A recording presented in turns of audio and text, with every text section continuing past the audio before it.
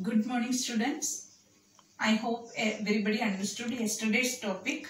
Today we are going to study about the impact of globalization. Before that, do you remember what is globalization? Globalization has impact, several impact. The impact can be positive and also negative. So for producers and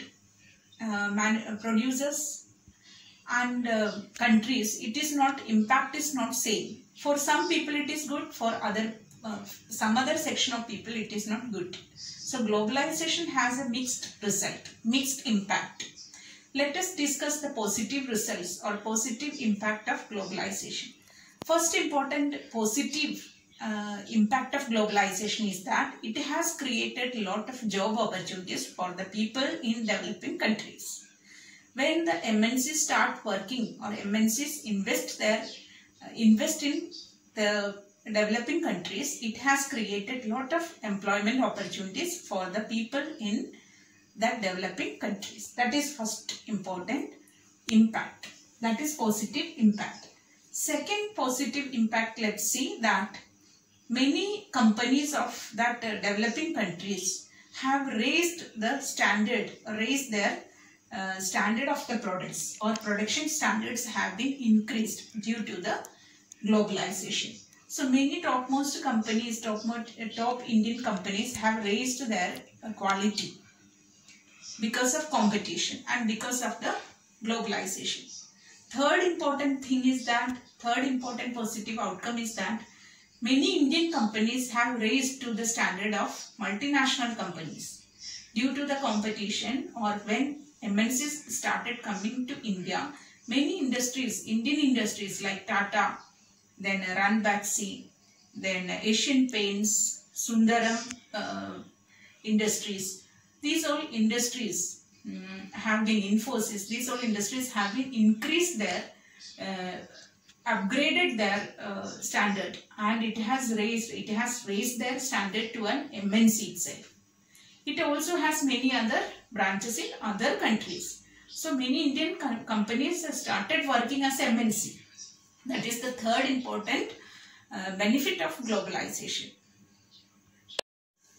Here we can see that due to globalization, well-to-do people have got lot of benefit, or educated, well-to-do people have got lot of profit. But unskilled laborers, unskilled people, less educated people have got, and small manufacturing units have been shut down due to globalization. That is one of the negative impact of globalization. Negative impact of globalization, here I have told you that the small manufacturers, unskilled people, less educated people have got a negative impact of globalization. Small manufacturers have to shut down their units because of the stiff competition from the MNCs. Next thing, that the uncertain employment opportunities to the people, or uncertain employment. People who were working in the industries, they were made as permanent, but because of globalization, or MNCs have invested in these companies, they have made these workers on contract basis. So they have lost their job became uncertain. At any time they can lose their employment. This uncertainty is created because of the globalization, or because of the investment or MNCs to developing countries. Third important thing we can say, one of the negative impact, that is the flexibility of labor laws by the it is given by the government to the MNCs. Multinational companies have been started working in developing countries like India. The Indian government welcome these industries, because for development these multinational companies are essential. So, but the government has given the permission for flexibility of labor laws. Here labor laws or laborers benefits, no need to give the benefits. They can be worked, they can be terminated, they can be given less, whenever there is pressure of work, people can be employed. If there is no pressure of work, they can be left, they can be taken out or terminated. So this type of benefits or their standard of living, permanent job, then safety, everything, this type of benefits are lost due to the MNCs or due to the globalization. And flexibility of labor laws is one of the tactic government give to the MNCs in order to attract the MNCs to invest in India or any other developing countries. Same way, special economic zones are created by the government in order to attract the foreign investment.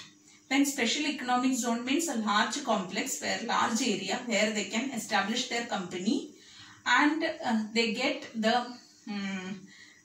can get the free electricity, water supply and other amenities they can get for first few years. After the first they start investing in India, they can get few years, they can get free of cost these all services. This is another important technique that government has given to the MNCs in order to invest in India. Okay, when foreign investment is done or MNCs have started to come in India, these MNCs can get a few years, they can get free electricity, water supply and many other amenities. So these type of special economic zones, in that place, in that area, the industries are located. In that special economic zones, these MNCs are located, they can get this facility. Other than that, I have told you that flexibility of labor laws given by government to the MNC. So government has already, government is saying them that the flexibility of labor laws, then MNCs can, there is no need for the MNCs to make the employees for permanent. Okay, these all are the policies to attract the foreign investment. Here we can see the struggle for fair globalization. WTO has a very important role to make fair globalization. First thing, that the opportunities should be given equally to everyone. Developed countries and also developing countries. Not only the educated and well-to-do people, but every other section of people also should get the, must get the globalization, impact or effects of globalization or benefits of globalization. Second thing is that they should ensure globalization, WTO or the government of that country and WTO should make sure that the benefits are shared better. Everyone has got the benefits. They have to make it sure. That is another thing. So implementation is needed. Third important thing to make fair globalization, that is they can support the small producers. Small producers has to be supported. They have to give enough platform to increase their output, to increase the level of their output.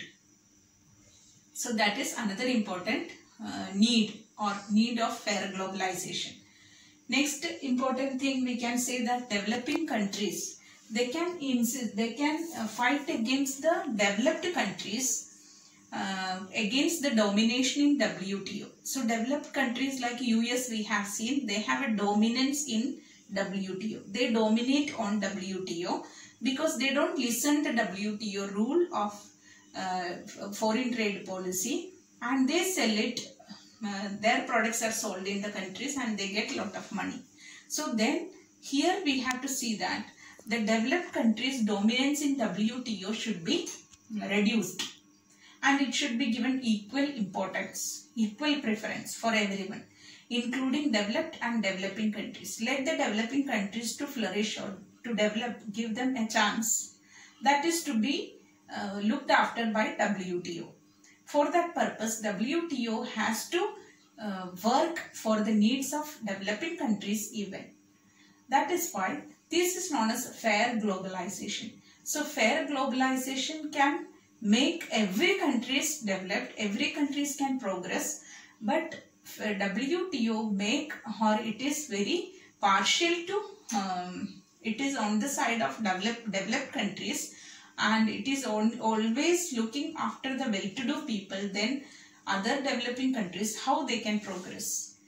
That is why this is one of the important need of the hour, that fair globalization can only work in the upcoming years.